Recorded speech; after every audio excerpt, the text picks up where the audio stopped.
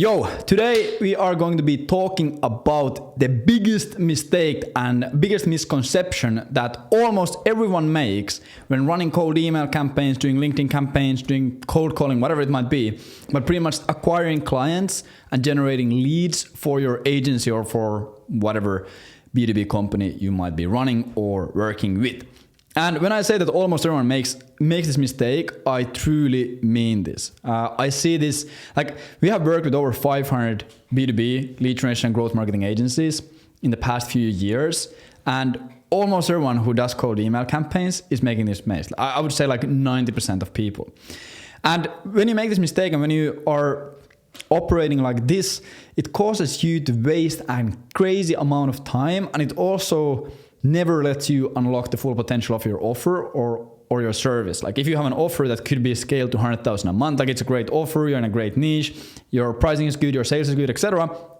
Even if all of those things are in place and you're operating like this when you're running your cold email campaigns, I guarantee you won't go farther than like 20K a month. And the same thing, like if you're just starting out, like you will never really hit 10K a month without understanding this, or you might accidentally, but you can't make it repeatable or replicatable. So once again, to hop in here, pretty much I have drawn an absolutely fantastic iceberg for you to look at it. I know it's super ugly, but if you have ever seen the picture of an iceberg, you know, you see the little small top above the surface, and then there's the huge part of the iceberg under the surface. This is pretty much what it's trying to represent. And here is the visible or above the surface stuff that most people focus on. And I know here I pretty much talk about cold email, but this can be applied to any method of marketing and sales. It can be applied to LinkedIn campaigns, to paid ads, to cold email, to cold calling, whatever. I'm just going to use cold email as an example because that's what we are really most familiar with.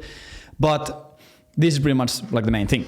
So here above the surface, we have the things that everyone always like focuses on. They focus on cold email scripts and cold email templates, etc. Like what should I say in my cold emails? What tools should I use? What lead sources should I use? Should I use Apollo? Should I use this? Should I use that? Where should I get my leads? Templates, of course. What are the best subject lines? Should I do cold email? Should I do LinkedIn? Should I do this? Should I do that? What words should I use? What infrastructure should I have? Like, should I have 3 domains or 2 domains, or should I have Google domains or Go Daddy or whatever it might be? And what call to action should I use? And there's also a lot of other things that go in here, but pretty much the main above the surface obvious things that people focus on. And a great example of this is like pretty much what I do a lot is I do calls where I just consult people on their campaigns. People who we work with, they bring me their campaigns, and then we look at them together and we come up with different angles and we write different angles for them and etc. We just pretty much make the campaigns better. A perfect example of this is every single time when someone comes to me and shows their campaign, the first question they always have, like, what could I make better on this script, or what angle should I use on this script, or what should I do here on this script? But 90% of the cases, they shouldn't even be focusing here on this stuff, because everything here under the surface is absolutely messed up.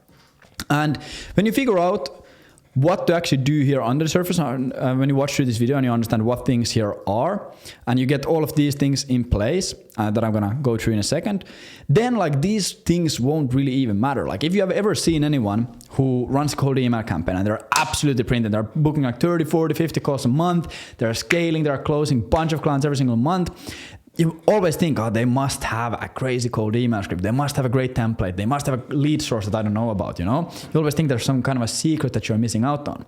And then you see their campaigns and you see their scripts and you're like, what? These are absolutely horrible. These are absolutely garbage. So they must be just getting lucky, or maybe it's their niche, maybe it's their offer, because these scripts are garbage. And that happens a lot. Like when I show our campaigns, like campaigns that we run to people who are like really dialed in on cold email, their first like thing always is like, what the, like these are terrible. These are trash campaigns. But the reason why we can get away with like campaigns that are not like extremely fancy, we don't need like crazy AI personalization and glaze stuff and all of these things, is because we have everything here. Like we have the actual fundamentals dialed in. We have actually the marketing and sales fundamentals dialed in.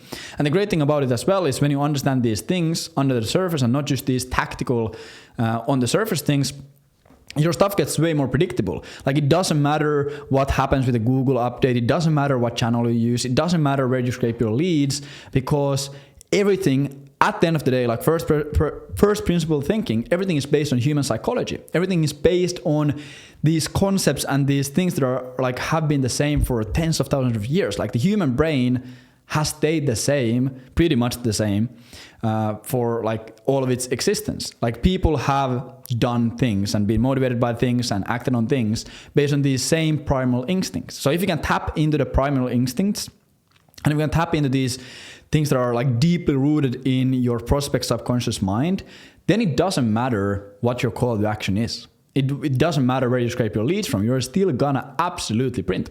And this also gives you a really, really great competitive advantage when doing cold email, because most people, once again, are just focusing on this stuff. They're focusing on what scripts to use and what channels to run and what tools to use for their cold email campaigns. But you, as an actual proper B2B growth marketing operator, are here under the surface actually doing actual marketing psychology, actually doing the things that matter. So then you can just beat everyone. So yeah, that's pretty much the introduction. I just want you to understand how important this stuff is. So let's start running through all the things that are under the surface that you need to be focusing on instead of these things. And of course, when you have everything dialed in here like really well, let's say you spend 6 months, 12 months working on one campaign, it might be extremely optimized here. Under the surface. Then what you can do is then you can start A/B testing different things here. You can start trying out new things. You can start exploring new things here. But like the big difference here is the stuff that you do under the surface. Wait, where's my pen? The stuff that you do under the surface, this can literally like 5 to 10x your campaigns, even more. You can like literally 100x campaigns when you do things here. You know, like by changing this stuff under the surface.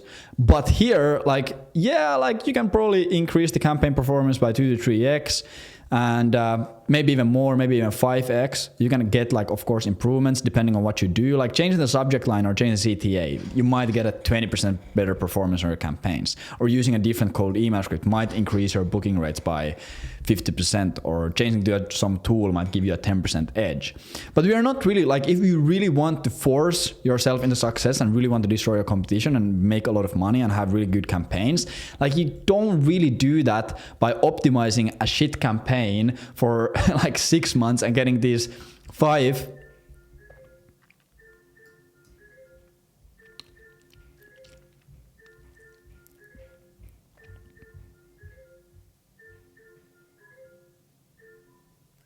to 10% increasements. Like if you like get just like super small increasement and you always make the campaigns a little bit better, like yeah, of course it's gonna work, but it's never really gonna get you to the level where you have an absolutely market dominated campaign. Like you're never really gonna be extremely successful by doing that stuff. Like it just doesn't work out. So the goal here, now you must be thinking, okay, Leevi, what is here under the surface? What kind of things here are? What kind of magic it is? But it's not magic at all. It's really actually far away from magic. It is literally the most fundamental principle-based stuff. It is extremely simple. You might feel overwhelmed, but this is the stuff that actually makes money. So to check it, the first thing that we have here is limiting beliefs and beliefs in general. This is something that people miss out on so much. Because what you need to understand is when you have a prospect, I'll take a pen here, and when you have a prospect, I'll make this black as well. When you have someone who you're selling to, boom, this is John, your prospect. You're trying to sell him a B2B lead generation agent service or a marketing service or whatever. You're trying to sell John something. For John to actually raise his hand and say, this is like him raising his hand, and say, hey, I'm actually interested in this. I would actually love to buy this or talk more about this. I would actually love to hop into a meeting. There are certain things that John has to have. John needs to have a certain set of beliefs that actually like showcase, or a certain set of beliefs supporting that this stuff actually makes sense. It's like John needs to believe that they can get results with it. John needs to believe, for example, let's say you sell cold email lead generation. John needs to believe that cold email lead generation actually works. John needs to believe that they can go to another market or they can do certain things. There needs to be certain beliefs. Like if you don't have these beliefs, like you have to understand like nothing is going to work. It doesn't matter about the advertisement or whatever. Like let's say you are overweight and you think to yourself that, hey, I can't slim down. I can't I can't lose weight, I can't get a six-pack because of this and this and this and this. Those things might not even be real. They might be like absolutely idiotic. Like, I can't slim down because of my bone structure, or I can't do this, or I have such a slow metabolism, I never can get a six-pack, or I'm a mesopotamorphous, body type, like I can't lose weight. Like, obviously, even if you see the best ad in the world about a new weight loss program and it has the best script and best copy and best headline and everything, you will never buy that because you have this limiting belief in your head that you can't lose weight. So before you can buy the weight loss program, you have to first get rid of the limiting belief. Or you might see a weight loss program that, hey, you can lose weight by just like changing your diet and you don't need to exercise. You first have to believe in that fact that it's possible. Like, you need to believe deep down in your subconscious mind that losing weight is possible by only changing your diet without you having to exercise. If you don't believe that, no matter what copy on, where did my gameplay go? Damn, that is crazy. No matter what copy or what headlines or no matter what visuals are on the ads, nice, we're back. What visuals are on the ads, you will never buy it because you don't have the belief. You need to believe in these things, or you can't have the limiting beliefs restricting you, standing in front of you. Because if you think about it, like, let's say here is your offer. Boom, let's take green. Here is your offer and here's money. Like, John can never get here if there is a huge wall of limiting beliefs standing in the way. Like, oh, I can't do this and we can't do that and this is not possible and that is possible, Like, if there is, like, he can never get there. And you can maybe force someone through it by just like different sales techniques and different marketing techniques, but it's going to be extremely slow and inefficient. You don't want to do it. It makes zero sense to do that. So the first thing you have to pay attention when you are running your campaigns, no matter in what channel you are running them on, is, okay, what are the beliefs that my potential customer needs to have in order to buy this or in order to be interested on this, and what are the limiting beliefs that might be standing in their way of being interested in this. Like, they might absolutely like love the idea, but there's some limiting belief in their subconscious mind, like, this is not possible because X, Y, and Z. And this is going to be different in every single market. This is going to be absolutely different in every single market. So you just have to write down who is your perfect customer. Write down, like, okay, my perfect customer is this and this and this. They run a company this size. They have this many people. This is their revenue. They're based in here. They're in this industry, etc. And okay, who is the decision maker that I'm going to be talking to? Okay, I'm going to be talking to the CEO or CMO or whatever. Okay, what kind of beliefs do they need to have to go on a meeting with me and buy the solution? And what kind of limiting beliefs they can't have? And then that's going to give you the juice that you need to use in your VSL, in your cold email campaigns, in your sales calls, pretty much everywhere. That's going to be like the thing that you need to focus on, because you know that, okay, without these things, they can never convert. And in a lot of cases, you might do this, like, if you think about it, and this pretty much applies for everything here, but you might think about it like this. So let's say we get a triangle, boom. Where did it go? Okay, this is our triangle. So this is pretty much your market at all times. This is your market, this is your niche that you work with. So in your niche, there's going to be a few different whoa, what is that?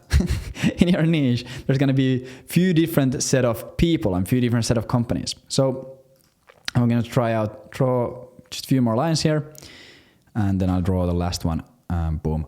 So in your niche, there's going to be different set of people. There's going to be like 3% maybe. Once again, this depends a lot on your niche and your offer and all of these things. But 3% of the people already have the necessary beliefs in order to buy this. Then you have like 10% of people who possess some of the beliefs and they have like most of the things in check. And then you have, okay, this is actually like, let's just do this. And then you have like 87, is it? Yes, 87. It might be wrong. If it is, that's like, who cares? So, and then you have 87% of people don't have the limiting beliefs and they're far away from having or don't have the actual beliefs, and they have a lot of the limiting beliefs. So what a lot of people do is, because they don't address these things and they don't make a constant effort in proving that these things actually work and proving that these things actually don't make any sense, like they only sell to these people and sometimes accidentally these people. But then 87% of the people they talk to and they send emails to, they can never buy, they will never buy. So that means that you just have to scale up your volume like crazy. You have to like send million emails in order to book meetings and convert clients. Like, you are only selling to these people and sometimes accidentally these people, because sometimes you like accidentally like figure out or destroy their limiting belief or install a new belief for them. But then you're like missing out on this huge segment because of this. So then when you start focusing on this and you start handling these limiting beliefs and proving that they are not true on your VSLs and your cold emails and your sales calls, and then when you start like installing these beliefs into them, you can unlock this completely new market, and suddenly you can like sign 5 times more deals with the same exact effort. Like this can literally like 5x your booking rates. It is absolutely crazy, but it is true. So that is the first thing. Beliefs and limiting beliefs. Then the move down the line, boom, the next thing we have is sophistication. So sophistication is also extremely important, because like if someone is extremely non-sophisticated, pretty much sophistication just means the maturity of the market. Like market maturity has like 5 different levels, at least by like Eugene Schwartz's Breakthrough Advertising, which is like one of the most OG famous old marketing books. If you haven't read it, go read it. It's an absolutely banger book. But sophistication has different levels. Our markets have different levels of sophistication. So on the other end of the spectrum, we pretty much have like I'm just going to use the pen. We pretty much have like, let's just say level 1. And then on the other end of the spectrum, we have level 5. And pretty much these are different levels of maturity. And this means that if someone is level 1, they have never heard of your solution. They don't even know that your problem exists. Like they don't know anything. They're like completely unaware. And then level 5 means that they are extremely aware of all the options in the market. They know the solutions, they know the mechanisms, they know the results, they know the problems, etc. So obviously, and then there's of course level 2, level 3, level 4, and level 5, like in between. But obviously, these people need to be sold completely differently. Like for example, when I started my first lead generation agency a few years ago, I went into the Nordic market. I was working with Northern European companies. And in that stage of the market, it's not the case anymore because we have had so many people crush it in the market. But in that situation, no one had ever really done cold email at scale. There was no one doing it. There was no agencies. Maybe someone had done it, but they had not sold it as a service. Like 99% of the companies were level 1 sophistication. They didn't have any clue about cold email and that you can do it at scale and you can personalize emails and it can actually work. So obviously, if I go and start selling all of these like technical benefits here, like we have the best deliverability, we use the DMARC, we scrape leads from here, we do AI and blah blah blah blah blah. Like it's gonna go just over their head. It's like completely wrong. Like what I need to do here is I need to be as simple and as direct as possible. Hey, we can get you these results in this time frame, and you don't have to do this, and it's gonna cost you this amount. Like I wasn't even talking about automated cold email or cold email at scale. I would just go to companies. I would say, hey John, I know you're acquiring leads right now by cold calling and it sucks. So what if I just start sending a bunch of emails to your prospects and I book you meetings, and I can book you 10 to 20 meetings every single month, and you don't have to do cold calling, and you just pay me a few €100 per call that I book. Like boom, no technical jargon, no unique mechanisms, no AI, none of that bullshit. Because they don't understand. That's exactly how you need to do it.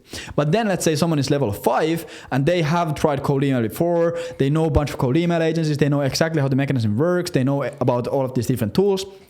You need to sell with different benefits and different value propositions. Hey John, we have the best deliverability because we have like custom deliverability service. We use Clay and we pair up all of these different databases and data models, and we have automated inbox managers that like reply to our customers in 2 minutes, and we scrape actually leads by custom scraping this and that, and we do lookalike audiences and lookalike lead scraping like based on your CRM and all of these things. Like it's going to be completely different because when you're at level 1, there's no one you can be compared to. So you sell with different benefits. But here, like there's like a million different companies. Boom, boom, boom, boom.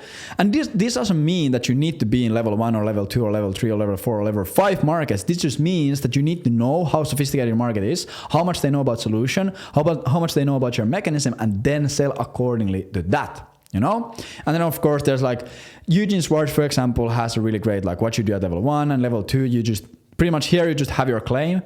Level 2, you make your claim bigger. Level 3, you introduce a unique mechanism. Level 4, you source up your unique mechanism. And level 5 is identity and identity-based marketing, and you appeal to their identity. So if you like want to learn more about that, I have some videos about it, and you can also just go and read his book. It's a really great book. But yeah, you need to know what level of sophistication your audience is.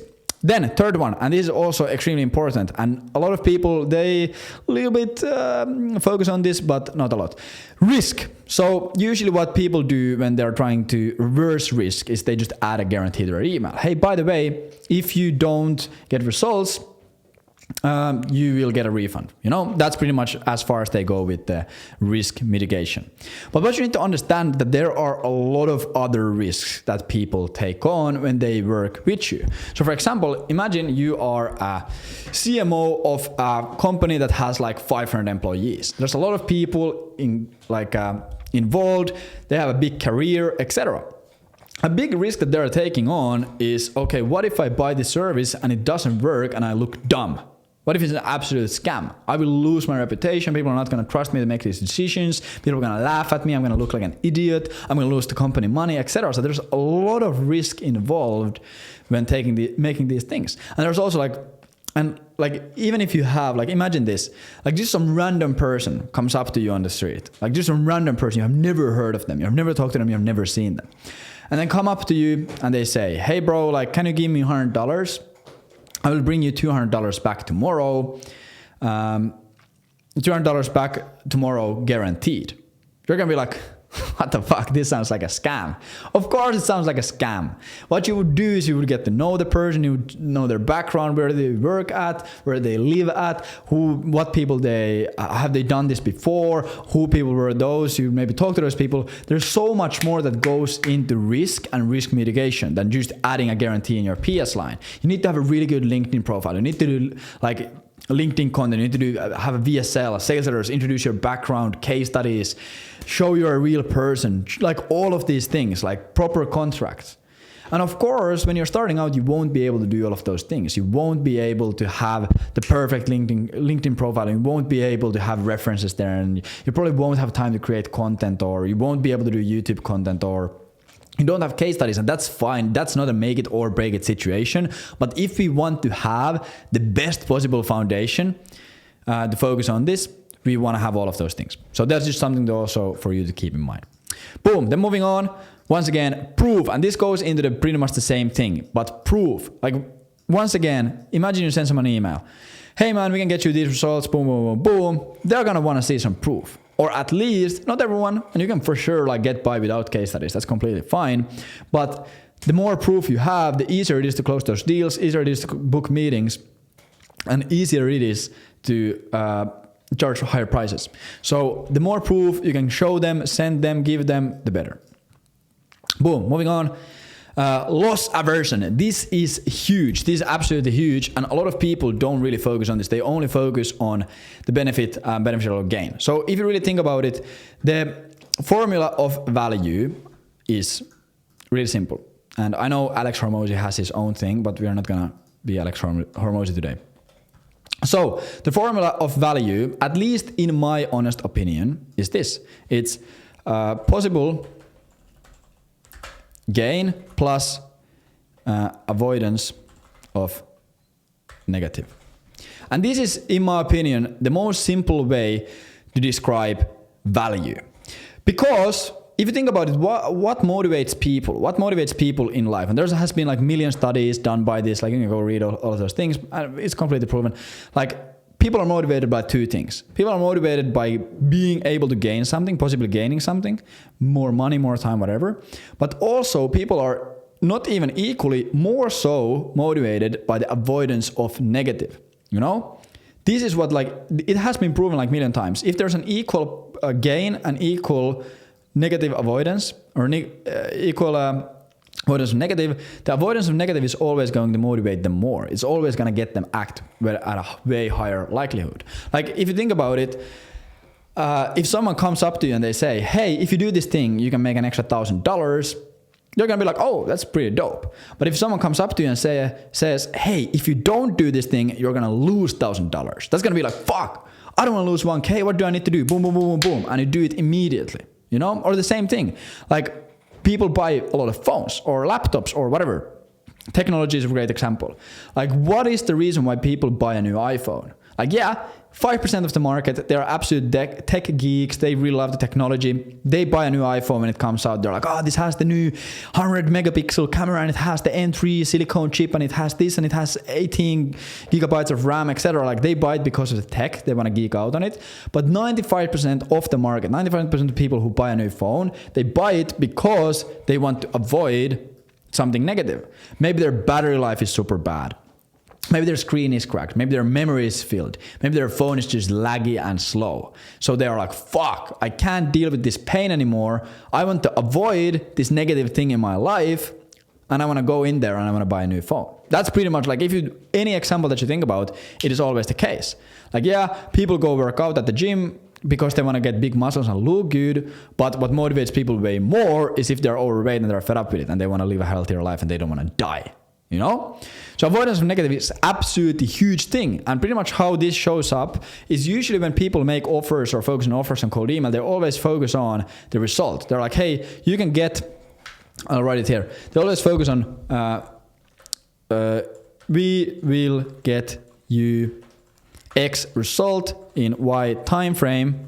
And they might add without doing Z. You know? But the reason why they add without doing Z is because they just see it online. They don't really know why they're even doing it in the first place. So a lot of people always focus on making this bigger, making this better, like the result, and also making this shorter. And these are of course great. But if we want to get the most amount of results and most amount of juice out of our campaigns, this is where we need to be focusing on. Like, there's a lot of companies, like imagine this, like let's say you're doing something super painful in your company. Like, for example, let's say you absolutely hate cold calling. You know, you fucking hate cold calling because you're a pussy and you're scared of the phone and it's uncomfortable for you. And let's say you're booking 10 calls from cold calling every single month. Let's say someone comes to you and they say, hey, I can book you 10 calls a month, so the same amount of calls you're getting right now, but I will do your cold calling and you don't have the cold call anymore. You will never cold call again. So even though you're not gaining anything, you're actually losing a bit of money, you're like, fuck yeah, I don't have the cold call anymore. That is beautiful. You're not gaining anything, but you can stop doing the painful thing. You know, so how to really capitalize on this is don't just focus on the results that your niche wants, and don't just focus on the time frame or how short you can make it. Do as much research as you possibly can and pay attention to what they don't like doing. Ask people, ask prospects, hey, what is the worst part of your business right now? What is the worst part of this process? Let's say you sell a lead generation service. What is the worst part about your lead generation process right now? Like, what do you absolutely fucking hate? If you could snap your fingers and get rid of it, what would it be and why? And then focus on that. Hey, John, we will get you more leads, but more importantly, you don't have to manage your unproductive and expensive SDR team anymore. Boom! Fucking sold. So that is absolutely extremely important stuff when it comes to cold email and offers, etc. So, moving on to the next point, and I know for a fact, this is like really theory-based stuff. There's like no concrete step-by-step stuff. It's not like, hey, do step 1, do step 2, do step 3. Like most of the people have already disappeared. They can't watch this because they're like so fucking, like they are just looking for quick and easy solutions. They don't really want to use their own brain. So if you're still here, like huge kudos to you. That just means that you're actually serious about this and you actually want to become a great B2B marketer. You're not just a template seeking, quick dopamine fix getting geek, you know? Then desire. Pretty much desire once again, like this is a big thing. Because a lot of people don't focus on the actual desire of their prospects. They just have some kind of result. So like, for example, like they do a lead generation service. They just, hey, we can get you more leads. We can get you 10 more leads, 50 more leads, 100 more leads. We get you more clients, etc. But you need to understand the actual desire of your niche. You need to actually understand what do they actually want. Do they want to increase their enterprise value? Do they need to look good for their boss? Like I'd say it's a CMO. They want to look good for the CEO. Does the CEO want to look for the board members? Do they want to scale the company? Whatever it might be. You need to really, really have your desire on point. Because once again, like, let's say you go to the gym and the only reason why you go to the gym is because you want to be more muscular. You want to have huge biceps like mine, fucking guns. Just kidding. But let's say you want to have huge biceps and you go to the gym because you want to look good, you want to get a bunch of girls, you want to look great on your IG pictures. A lot of people go to the gym for that reason. Like that's your ultimate desire. I want to look absolutely amazing. And then someone comes to you and they are a personal trainer and they start selling their like fitness program. They're like, hey bro, like do these absolutely amazing workouts, etc. And you're going to be way healthier or you will be stronger. You know, it can be the best program in the world and it can get you, like, it might be a program that gets you absolutely ripped. It gets you huge as shit. You look absolutely amazing. But they don't focus on it. They're like, hey, do this program and you will be healthier. And as a side benefit, you will look great. Like, it's not going to resonate you as much than someone coming up to you and saying, hey, if you do this program, you're going to look fucking amazing. You're going to have a six-pack abs. You're going to be sub 10% fat. You're going to have sub 10% fat percentage. You're going to do this. You're going to do that. You're going to fill in your shirts. You're going to look this and that. And when you take your shirt off at the beach, everyone looks at you, you know? Like, they sell you the actual desire that you have. Even though these programs might do they might be the same exact program. But you want to buy this program that actually advertises to your desire 10 times more. So that is super important. Don't just present any desire, but actually try to figure out what your niche wants. Boom. The next one is going to be awareness. And this is also huge. This is one of the biggest ones that I see a lot of people messing out on. So a lot of people, obviously, like, the only reason for a business to exist is to solve problems. Businesses solve problems. You know, it's a problem solution world with businesses. So a lot of people, they sell a solution. Okay, I'm going to write it here. They have a solution that they sell, you know? And then they just go to these prospects and they're like, hey, we can solve you this problem. We can solve you this problem. Like, a great example of this is, and let's say the prospect is here. This is the prospect. Boom, boom, boom. They will go and boom, hey, buy this solution. Boom, boom, boom, we solve you this problem. And a great example of this is I just consulted on one campaign a few days ago. Damn, I deleted the whole prospect. My bad. I consulted on one campaign a few days ago where it's a solution for real estate agencies to, it's like a safety solution for their agents, like the safety app, safety software, and like safety infrastructure that, hey, you can make your real estate agents that work for your agency more safer. They will feel better. They will feel safer. They won't skip showings at certain areas, and they will actually like their job because they feel safe. And it's an absolutely amazing solution. They have like over 1 million like individual real estate agents as customers. So that was the first thing I asked, like, hey, do they actually have customers? Because I don't really know anything about the real estate market. So I asked them, hey, do they have customers? And then my client said that, yeah, like they have over 1 million customers, like individual agents. So I was like, okay, fuck, there actually is a great big problem then. Like, that just tells that a lot of these agents feel unsafe. So then they started sending emails to these agencies, because obviously one agency can have 50 agents. And they started sending emails to the agents like, hey, we will make your real estate agents feel safer. And it wasn't working at all. Even though they have 1 million customers, obviously a great product, obviously like this is a really valuable thing. But the reason why it wasn't working at all is because the agencies were not aware of the problem. They tried to sell them a solution without them being aware of the problem, you know? They didn't know that the agents didn't feel safe, you know? They didn't know about that. So obviously they can never buy a solution that fixes a problem they don't know about. So then in the cold email campaign, the first thing they have to do is they have to sell them this problem. They have to prove that this problem exists, show data, show surveys, so case studies, whatever, show that, hey, this is actually a problem in your industry and a lot of your agents don't feel safe and they are not productive and they change jobs and they move to different cities, etc. because of this issue. And then when you have solved this problem and you have made them aware of this problem, then like they're gonna automatically just buy this, you know? It's like, let's say you didn't, let's say I came up to you and I started selling this. I had a video and I was like, hey, we have this tool that creates the perfect DMARC system. It creates the perfect 2024 cold email infrastructure technical setup. And you look at it, you're like, what the fuck? Why would I need this? I already have all of that stuff set up. I already have a cold email infrastructure. I already know how to set up cold email accounts. It's like you didn't, like, there's no value, nobody would buy it. But let's say I did a video and I was like, hey, did you know that cold email infrastructure setups has changed and you need to have this new demarketing and you need to do this new thing completely, otherwise you're not going to get any results and otherwise your cold email campaign are not going to perform. You would be like, oh fuck, that's crazy. And I showed you like actual data and proof, like, oh shit, that is crazy. I need to fix this immediately. And you would probably comment, what is the best solution? What is the best tool? How can I fix this? Where can you make a tutorial? And if I just told you, hey, we just actually built this tool to fix this problem for you, boom, no selling needed. So you need to sell, like sometimes people are not problem aware. So you need to sell them the problem. And if you sell them a problem, they automatically want the solution, you know? But a lot of people just sell the solution without the prospect being aware of the problem, you know?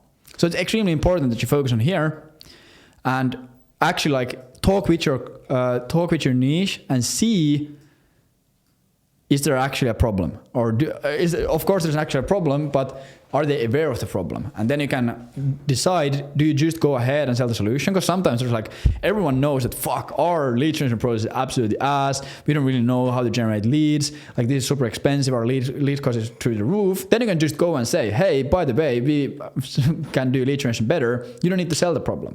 But there's a lot of offers and industries and markets where people are not aware of the problems. So you have to first sell the problem and then you can actually get the sale and actually book the meeting. Boom. Then this almost the last piece of the puzzle is going to be trust. And once again, this goes like really big here in the risk and proof and trust. These are pretty much the same. But once again, like that's going to be one of the biggest links that you need to have. Like what do you have? What shows up when someone Googles your name? Are there press articles? Are there YouTube videos? Are there blogs? Are there LinkedIn profiles? Are there Instagram pages? When someone goes to your LinkedIn, are there references? Are there pictures of you? Have you created any content? How many connections do you have? Do you actually have a good looking profile? Or someone goes to your website, is there like, what information is there provided? Do you have all these things in place? So just think about the fact like, or you can just, if you're not 100% sure what you need to do to increase trust, you can just think about it yourself. Okay, what would I like to see if I was buying a solution? What would I like to see from a company? And you're going to think, okay, I would like to see that they have an active social media. I would like to see their LinkedIn profile. I would like to get all the information from their website. It would be great if they would be doing YouTube content. It would be absolutely amazing if this and that and this and that, you know? And that, you just do that for yourself, or if you're running like a growth marketing agency or a lead generation agency, you just do that for a client. And also the great thing is when you understand all of these things, you can show to your client, hey, by the way, you are missing this, you are missing that, you need this, you need that, you need a VSL, you need a landing page, you need a LinkedIn profile, you need YouTube content, you need this and that, you know, great upsells. That's like a really great way to make money as well. And then the last piece of the iceberg, of course, there's a lot of fundamentals like marketing psychology things and like human psychology based things that you can also touch up on. But otherwise, if I would cover each one of them, this would be like million years, the video. But the last thing that you need to focus on is identity. And this goes a little bit also into like sophistication level 5. But does your brand and does your offer match the identity of your prospects? Holy shit. Like that is an absolutely huge thing. Like a perfect, really simplistic example would be, let's say you are selling to, let's say that you're selling to vegans. Let's say you're selling to, your niche is completely vegans. Everyone is a vegan, you know, they're like really green. They're like, you know, whatever goes into that identity. Like, let's say they are like, they really want to protect the environment. They're vegans. They protect animal rights. Really like, they're really left-sided.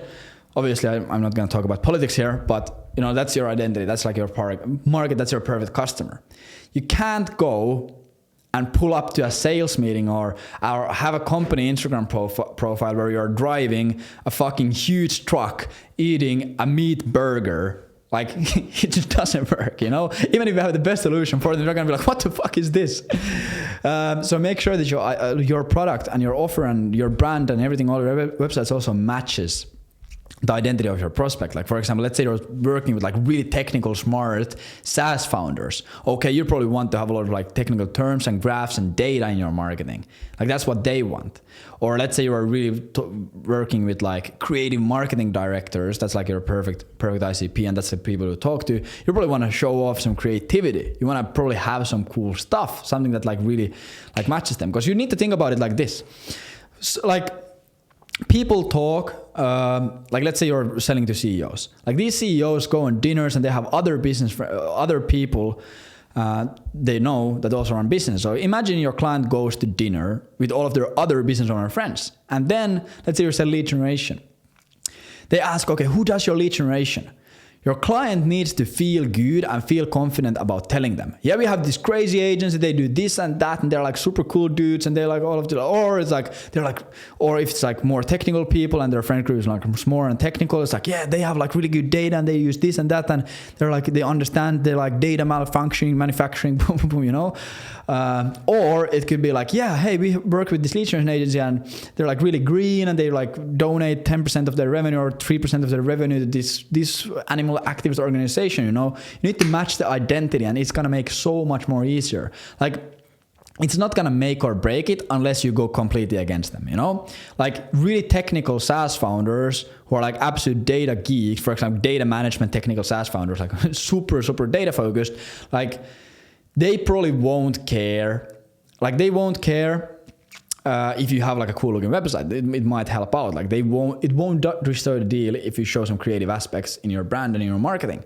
But then let's say you go and you're like, yeah, fuck data, and we just, you know, they're gonna be like, okay, these guys are obviously like wrong. We don't want to work with them, and we don't want anyone to know that we would be working with these guys. So, but yeah, that's pretty much it. If you focus on these deep under the surface things in your business, instead of focusing on these things, above surface things, on your campaigns, in your VSLs, in your marketing, in your branding, etc., you're just gonna make a million times more money. And when you have these things on lock and you understand all of these things and you're operating based on these, you don't have to have the best cold email scripts, you don't have the best data sources, you don't have the best sending infrastructure.